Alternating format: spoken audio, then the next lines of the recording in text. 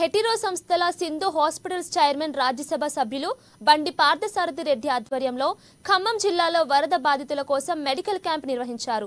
Sindhu hospitals బృందాలతో కలిసి వరద బాధితులకు వైద్య సేవలు అందించారు. ఇక వరద బాధితుల సహాయార్థం ఖమ్మం జిల్లా కలెక్టర్ ₹1,00,00,000 చెక్కును పార్థసారథి అందజేశారు.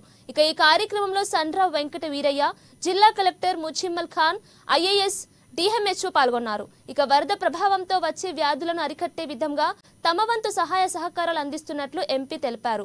తెలుగు రాష్ట్రాలకు ₹1,00,00,000 చొప్పున ₹2 కోట్ల విరాళంగా అందజేస్తున్నట్లు ఆయన వివరించారు.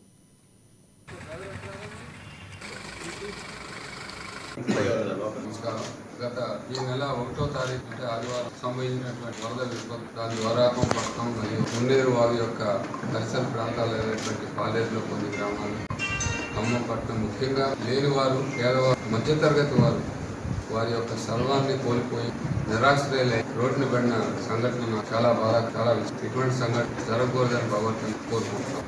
ఖమ్మం వాసిగా ఈ ఖమ్మం పట్టణంలో నేను చదువుకొని ఈ రకంగా పారిశ్రామికవేత్తగా ఎదగడానికి కారణమైనటువంటి జిల్లా, ముఖ్యంగా ఈ పట్టణంలో ఈ విపత్తు జరిగిన సందర్భంగా వారికి నా వంతుగా మా సంస్థల తరఫు నుంచి హెటిరో సంస్థల నుంచి చేయూతగా కొంత ఆర్థిక సహాయం చేయాలనే ఉద్దేశంతో ఈరోజు మన ఖమ్మం కలెక్టర్ గారికి ₹1 కోటి వారికి విరాళాన్ని ఇవ్వడానికి వచ్చాను. ఇప్పుడే ఈ సంవత్సరంలో వారికి అందజేయటం. అదేవిధంగా ఏపీలో కూడా, ఆంధ్రప్రదేశ్లో కూడా ఈ హెటిరో సంస్థలు ఉండటం వల్ల దానికి కూడా